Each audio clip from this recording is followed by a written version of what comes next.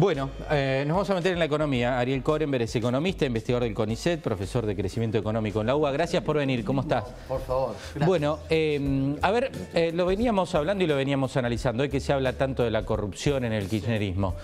Ustedes hicieron un estudio justamente que refleja gráficamente cuántas se afanaron directamente, para explicarlo así, literalmente. Sí, lo que hicimos fue tomar dos casos puntuales en las cuales ya transcurrió el tiempo, digamos, los arrepentidos revelaron el porcentaje de sobornos.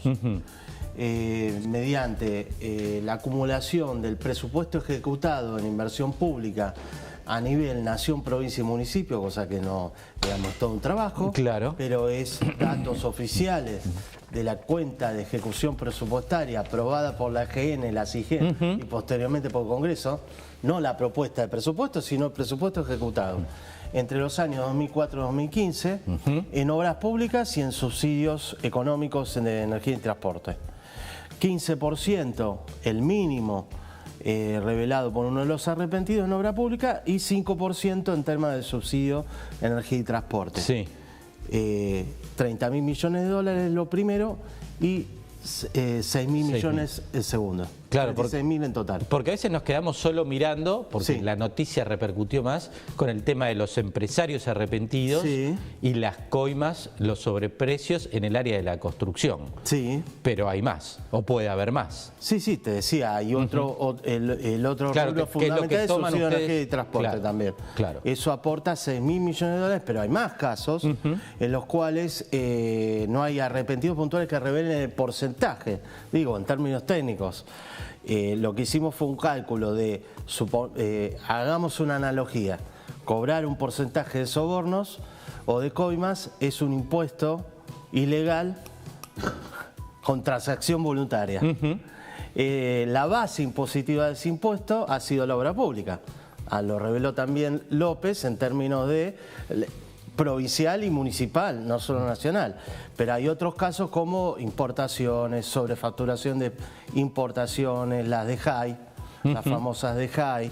Hay más casos todavía en los cuales o es difícil su cálculo, no es el caso este, o no se reveló el porcentaje. Claro. ¿Está? Claro. Y ustedes también hablan de que no se toma en cuenta, por ejemplo, que habría que revisar y observar, la estatización de las AFJP. Ah, mirá qué tema sacaste, una obsesión que yo tengo que no se habla en general en público. Sí, sí. Si querés, y salté un poco el tema y voy a algo más global. A ver. Y más allá de la corrupción, el tema de cómo es el sistema de jubilaciones en Argentina es el centro para mí de la inestabilidad macroeconómica argentina. ¿Por qué? Porque la mitad de la deuda pública, pues no quiero decir el 80 o 70%, porque todavía tengo que hacer, digamos, hay que hacer una evaluación, una compilación similar a la anterior, digamos, y no es fácil. Pero en el origen de la gran deuda pública que tenemos, y voy a revelarte algo, también heredada del gobierno anterior, yo no sé cuánto tiempo tenemos, es falso, en mi grueso entender, de que el gobierno anterior nos dejó desendeudados. Simplemente transformó deuda pública externa en deuda pública interna contra el ANSES. A través del Fondo de Garantía Sustentable, que es la herencia de la estatización de FJP. Ahí te lo vinculo. Y está en el centro de la macroeconomía argentina, porque ahora el gobierno, como ya se quedó sin financiamiento para el déficit fiscal heredado y aumentado por errores de gestión, en lo próximo que veo venir va a ser otro manotazo, que ya lo han hecho en el gobierno anterior, si querés, te revelo cómo, a través de Moreno y Vudú, y en el gobierno actual, colocándole títulos, como no lo pueden hacer ahora con el Banco Central, que están tratando de sanear el déficit cuasi fiscal, al ANSES a través del FGS. Ahí viene otro manotazo, decís. Sí, es decir, arruinando la sostenibilidad del pago de las jubilaciones presentes y futuras. Contame esto que estabas explicando antes con respecto a las AFJP y con respecto al ANSES. Sí. Apto para idiotas. Por favor, en términos que lo podamos entender. Y eso, digamos, a mí me gusta hacer historia, porque las crisis no se explican sin tener un raconto de la historia es larga. En el año 2009 se estatiza las AFJP, con diversas excusas, tales como también la intervención del INDEC en enero de 2007 con la excusa de no pagar a los acreedores imperialistas tenedores de los bonos indexados a la inflación. Es decir, esconder el incremento inflacionario que era lo que le hacía pagar mayor bono. Son varias aristas. Una de ellas, posteriormente a la estatización, más allá de cómo estuvo hecho, cómo no se revela el balance detallado de esa estatización, de los recursos que han pasado al Estado. ¿Cómo se manejó luego esos recursos? En el año 2010, los bancos eran los principales acreedores de los títulos indexados al SER que siguen defaulteados. ¿Por qué siguen defaulteados? Porque entre 2007 y 2015 están con la indexación del IPC INDECA, no con la verdadera inflación, que no se pudo recalcular, les cuento, de ese periodo. Como los bancos tenían un efecto sobre su patrimonio, al tener esos títulos defaulteados técnicamente, el ministro de Economía por aquel entonces les hizo el favor de colocarles un título con una tasa de interés que absorbía la verdadera inflación y no la inflación dibujada de Moreno, y a cambio le encajó, le hizo suscribir a nuestro fondo de garantía, es nuestro Fondo de Garantía Sustentable, nuestro, ¿por qué? Porque nuestros aportes van a ese fondo, un título que vence en el año 2045 que se llama Cuasiparo. La intervención del INDEC terminó arruinando la sostenibilidad del pago de las jubilaciones. No hay recursos en el ANSES. Todo el ANSES, FGS, está prestado al Estado. Y eso, el FGS, perdónenme, para yo también estarlo en claro, sí, era producto de la plata de las AFJP, fue a parar a este fondo y este fondo directamente se lo entregaron. Se lo prestaron al Estado. No diversifica riesgo. Digamos, te estoy hablando de grandes números. Y en este traspaso de privado a público, ¿usted también cree que hubo un porcentaje que quedó en manos de los privados que no tenían que participar? O decir, ¿que quedó en algún bolso? No lo sé. Lo único que te puedo decir es que están suspendidas las auditorías y se declaró la prescripción para investigar esa fecha. Hablando de los bolsos y lo que mencionaba antes del número de los 36.000 millones, ¿ahí estamos parecidos a lo que le pedimos al fondo? Digo, eso que se robaron es lo que... Son recursos que se distrae, digamos, del sector público para su simple funcionamiento, que estarían disponibles hoy para moderar la corrida cambiaria. O sea, el Banco Central hoy que ya perforó el piso de los 50.000 millones de dólares, las pérdidas de reservas ante esta crisis, y estarían disponibles para moderar esa corrida, por ejemplo. O estarían disponibles para moderar la suba de tarifas. Hablando de esta crisis, ¿qué es lo que ve? ¿Qué es lo que viene ahora? ¿Qué escenario vislumbra para la economía argentina? A muy corto plazo yo veo que se está tratando, ahora yo creo que se va a firmar el acuerdo con el fondo. Va a ser positivo, por supuesto. Sin acuerdo con el fondo ya iríamos directamente a una hiperinflación. Sin acuerdo con el fondo vamos a hiperinflación. Y sí, porque no hay demanda de pesos. Nadie ahorra pesos. ¿Y por qué dice que es bueno? Porque la gente y el común escucha el fondo y le da miedo, no le gusta, tiene mala prensa, tiene mala fama. Y además produjo esta retracción económica, No, la retracción económica se produce ya hace varios años por la falta de credibilidad en la política económica del gobierno, en términos de no haber revelado un banco central que no tenía reservas en el año 2015. Cero. Pero crecimos en marzo, hasta marzo de este año veníamos creciendo. Se cerró con el fondo y aparecieron todos los... No, el fondo vino a colación de que se cerró el crédito a Argentina por la desconfianza de los acreedores internacionales por distintas señales. Te señalo dos puntuales. Dale. El impuesto a la renta financiera que tanto solicitaba la oposición y que el gobierno dispuso.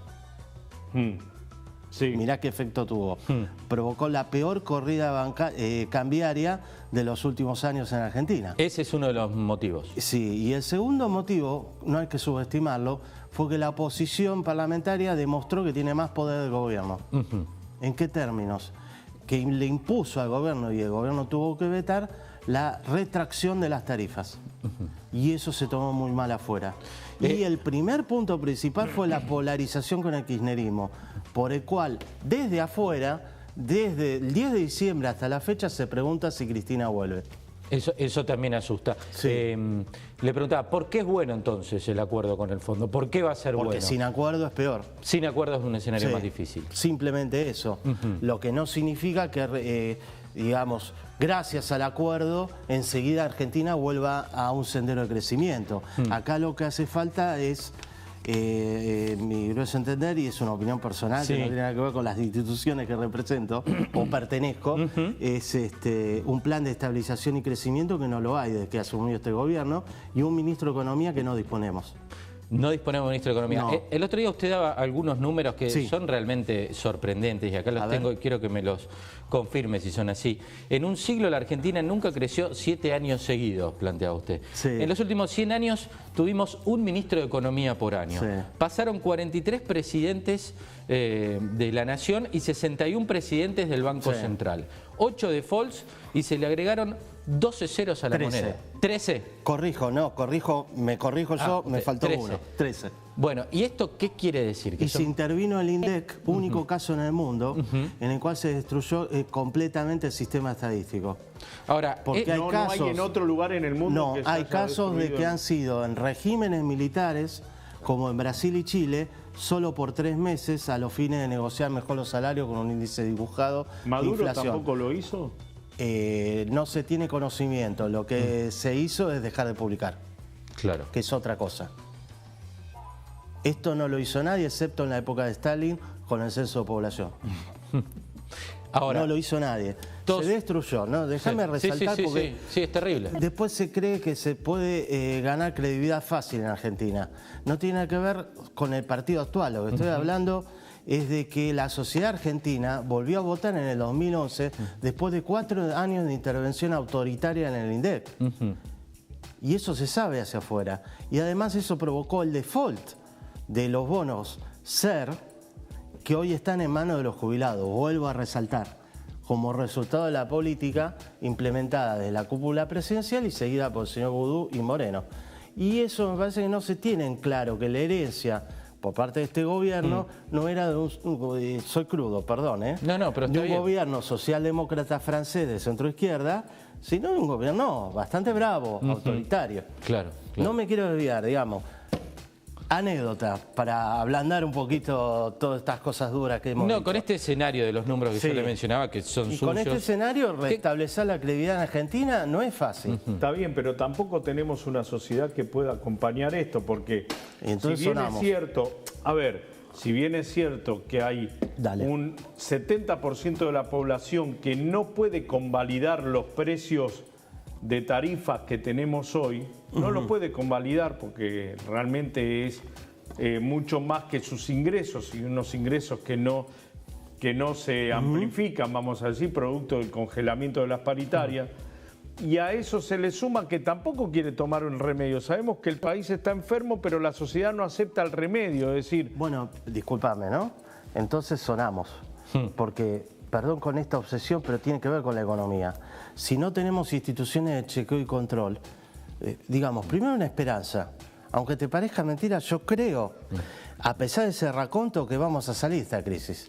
Y el país va a volver a crecer, sea en esta gestión, sea con una reelección de esta gestión, o sea con otro partido. Como Dualde, estamos condenados al éxito. No, pero eso no es éxito, eso es rebotar. Nosotros, si queremos ser como Australia, tenemos que crecer en forma constante y sostenida y no tener crisis cada 7 años, porque si no nos va a dar la sensación de que ese rebote es crecimiento cuando no lo es. ¿Qué es lo que le pasó históricamente a la Argentina? Crecimos a la mitad exactamente que Australia, habiendo sido como Australia en el año 1900, 80% del PIB de Estados Unidos. Hoy Australia es 80% del PIB de Estados Unidos y nosotros somos el 25%.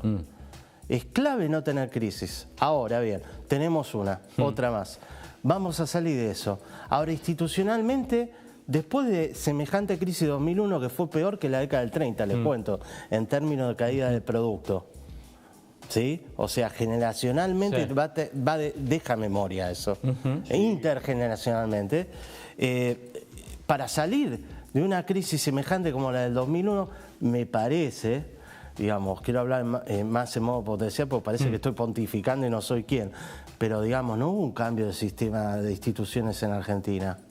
¿Cómo se puede, con los cuadernos se ha revelado un sistema de corrupción tan generalizado que desmiente mi opinión ex ante con respecto a la corrupción, que era importantísimo en términos éticos, legales y morales, pero no en términos macroeconómicos? Ahora ya tengo dudas, aporta a nuestra inestabilidad macroeconómica e impacta también en que tengamos una pobreza no del 30%, de más de 40% estructural. Le voy a dar una buena noticia. A diferencia de lo que pasaba hace un mes y medio, cuando nos preguntábamos cuánta ponderación tenía en la opinión pública y fundamentalmente en la gente. Sí. El tema de los cuadernos, que era casi 50 y 50, hoy hay más del 65% que cree que es absolutamente cierto todo lo que se está diciendo. Es una buena novedad porque recuerdo en otro programa, en este mismo estudio, digamos, se sacaron encuestas que no revelaban eso. Claro. No, pero cambió y penetró. Sábado. Este es una encuesta del sábado. Fundamental lo que acaba de decir. ¿Por qué? Porque yo creo que está en el centro del tema. Para que no vuelva a ocurrir, que la gente... que no vuelva a ocurrir, más allá de Cristina, de kirchnerismo,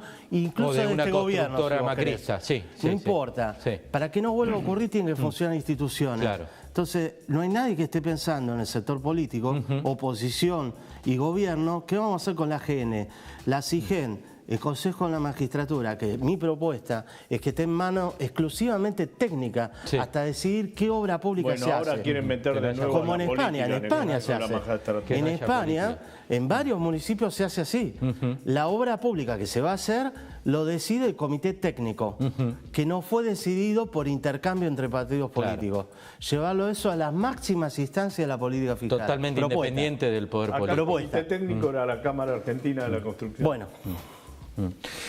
Ariel, gracias por la visita. No, gracias a ustedes. La vamos a seguir, nos quedamos con la esperanza de que pasamos la crisis. Sí, va a pasar. Va a ser duro.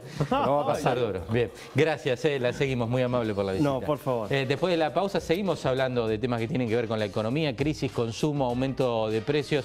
No se vaya, ya la seguimos en 23 en punto, en un instante estamos.